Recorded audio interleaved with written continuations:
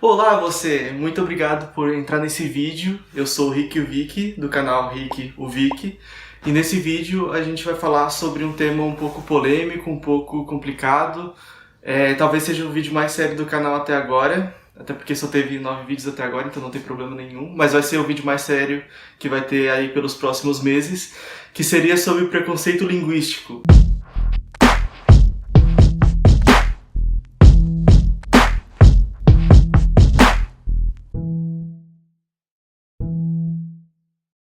Antes de falar o que é preconceito linguístico e o que você deve fazer para evitar esse tipo de atitude, eu queria falar um pouco sobre o meu passado, que na verdade eu não percebia que eu tinha esse tipo de preconceito e eu gostava de humilhar as pessoas. Não sentia prazer, mas eu acabava humilhando as pessoas por não ter noção do que eu estava fazendo. Mas, como vocês não sabem, eu me formei em letras na universidade, obviamente. E eu comecei a perceber, depois desse curso, que algumas atitudes não estavam corretas em relação a como eu reagia à forma das pessoas falarem, a como eu me portava diante de pessoas que não falavam da mesma forma que eu. E eu percebi que esse tipo de comportamento meu que era nocivo, não o jeito que as pessoas estavam falando que era nocivo. Então eu resolvi trazer esse assunto sobre preconceito linguístico para o canal, porque é realmente muito importante e eu vejo ele acontecendo muito ainda, principalmente na internet, em redes sociais como Facebook e geralmente Twitter, Instagram não vejo muito, mas deve acontecer também, onde as pessoas se acham no direito de corrigir quem elas bem entenderem porque elas se consideram superior. Mas antes de eu trazer a definição em si de preconceito linguístico, eu quero perguntar para você que está assistindo o vídeo, o que você acha mais importante quando se trata de passar uma mensagem para outra pessoa? Você acha mais importante que a comunicação seja feita de forma efetiva ou que você fale de forma elegante com essa pessoa? Vou dar 30 segundos para você decidir isso.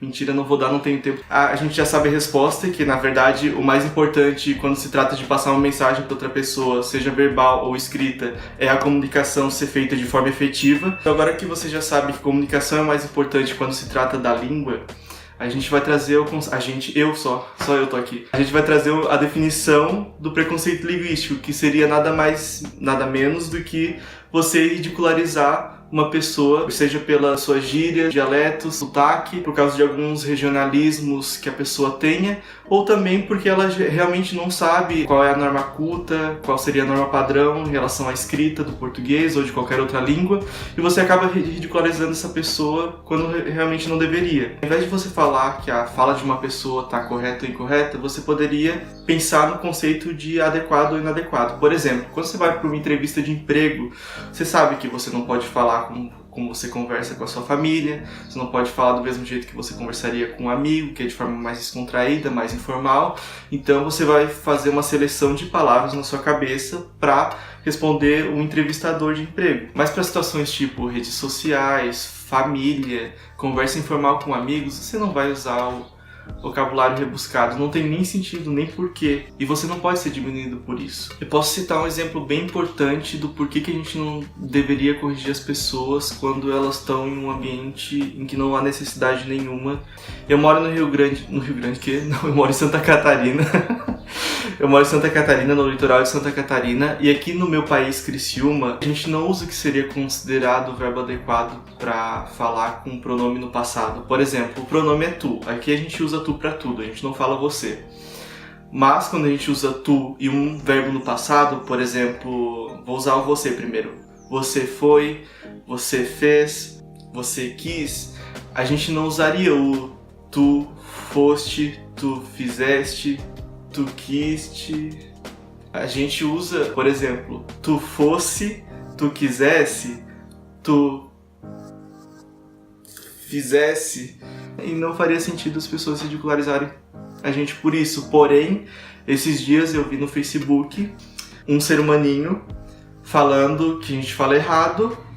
E a gente estava discutindo no Facebook. Eu não estava nessa discussão, mas eu fiquei um pouquinho incomodado. A gente estava no Facebook e um gurizinho de Santa Catarina falou tu fizesse, e essa pessoa diminuiu todo o argumento do guri por causa dessa forma dele de falar. Primeiro que a gente não pode diminuir o argumento de ninguém pela forma que ele escreve. Se o argumento é consistente e você entendeu um argumento de uma pessoa, não faz sentido, quem tá sendo babaca é você e sem argumento também. E segundo, que mesmo que a pessoa não tivesse argumento, não faz sentido você diminuir ela pela fala dela, ainda mais quando se trata de um regionalismo. Em nenhuma situação você deve diminuir uma pessoa. Eu, por exemplo, eu sempre me dei muito bem com a língua escrita, tenho muita facilidade em relação ao raciocínio lógico, perfeito, né? Essas coisas todas. Mas quando se trata de, por exemplo, precisar me comunicar verbalmente, eu sou um poio. Dá pra perceber pela quantidade de cortes que esse vídeo tá tendo que eu não tenho uma dicção muito boa, eu não tenho uma oratória maravilhosa. Então, quer dizer, eu escrevo muito bem, obrigado. Eu escrevo realmente muito bem, eu tenho muita facilidade com qualquer tipo de conteúdo lógico e etc. Mas eu não sei me comunicar, e justamente por causa de uma deficiência que eu tenho ao aprender as situações motoras. Por exemplo, se vocês viram no último vídeo, eu bati o carro num poste onde não tinha ninguém na rua. Então, por que eu poderia julgar uma pessoa que tem dificuldade naquele assunto sobre línguas e raciocínios lógicos e etc., quando eu não sei ter plenitude dos meus próprios movimentos? Não faz sentido. Ou seja, então a pessoa que sabe dirigir bem, a pessoa que sabe tem uma ótima coordenação motora, ela poderia me diminuir por causa disso, me ridicularizar? Não. Porque nós somos pessoas diferentes e existem vários tipos de inteligência. Não precisa diminuir o outro porque ele sabe menos que você em determinado assunto, porque com certeza ele vai saber mais que você em outro tipo de assunto e aí você vai se lascar, vai se arrombar inteiro. Agora, para sumarizar um pouco o que eu já falei até agora, que talvez não tenha feito muito sentido, eu queria trazer uma polêmica, quero e vou trazer uma polêmica sobre um livro que foi distribuído em algumas escolas do Brasil em 2011 pelo MEC e causou um certo desconforto em algumas pessoas porque teoricamente ele ensinava as pessoas a falar errado. Eu queria trazer a visão de uma das autoras do livro para desmistificar essa questão do falar errado ou não e do porquê era importante aquele livro nas escolas naquele período que a gente estava passando. Essa é a matéria do Estadão. Livro adotado pelo MEC defende falar errado. Esse é o título da matéria, já bem polêmicozinho.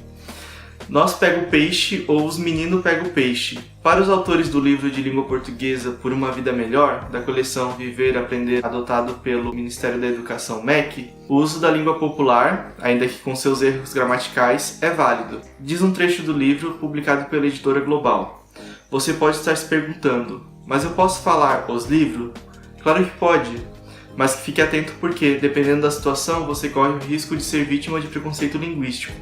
Muita gente diz o que se deve e o que não se deve falar e escrever, tomando as regras estabelecidas para a norma culta como padrão de correção de todas as formas linguísticas. O livro foi distribuído pelo Programa Nacional do Livro Didático para a Educação de Jovens e Adultos a 484.195 alunos de 4.236 escolas, informou o MEC.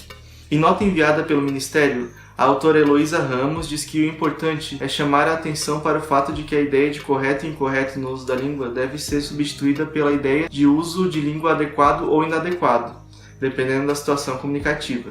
A editora Global disse à reportagem por meio da assessoria de imprensa que é responsável pela comercialização e produção do livro, e não pelo conteúdo. A editora Global já tirou dela da reta, né? Mas, então, é basicamente o que a gente já vem falando aqui o vídeo inteiro. Não existe certo e errado quando se trata da língua falada. Não existe um porquê de você ridicularizar uma pessoa só porque ela não fala da forma que você acha que ela deveria falar. E na verdade, se você parar pra pensar, a língua é um organismo vivo, ela não depende da gramática. Na verdade, a gramática que depende da língua. A gente vê que a língua falada, principalmente, ela está em constante evolução, ela muda o tempo todo. Se você pegar os memes, por exemplo, memes que você usava em 2016 já não são os mesmos que você usa em 2018, já está datado. Então, por que você teria preconceito com uma pessoa que não fala da mesma forma que você? Que tiro foi esse? Que tiro foi esse? Gente, eu vou encerrar o vídeo porque tá uma barulheira aqui na vizinhança. E eu só queria dizer antes de encerrar que eu tô pensando em fazer um quadro para ensinar algumas regras gramaticais para vocês, por isso que eu já falei um pouco sobre preconceito linguístico, porque nesse quadro eu não vou ensinar vocês a falar certo, na verdade só vou ensinar a norma culta. E também queria deixar claro que na verdade minha formação não é letras português, é letras inglês, mas então por que eu vou fazer um quadro ensinando regras do português? Eu tive professoras maravilhosas e professores maravilhosos de português e também sempre tive muita facilidade, então achei legal passar um pouquinho do meu conhecimento para vocês. Então muito obrigado por assistir esse vídeo até o final. Se você chegou até aqui, não se esqueça de se inscrever nas minhas redes, não, me seguir nas minhas redes. Ai, minha dicção é muito boa. Se curtiu o vídeo, curte o vídeo. E é isso, muito obrigado, até a próxima. Acho que o próximo vídeo já vai ser com quadro.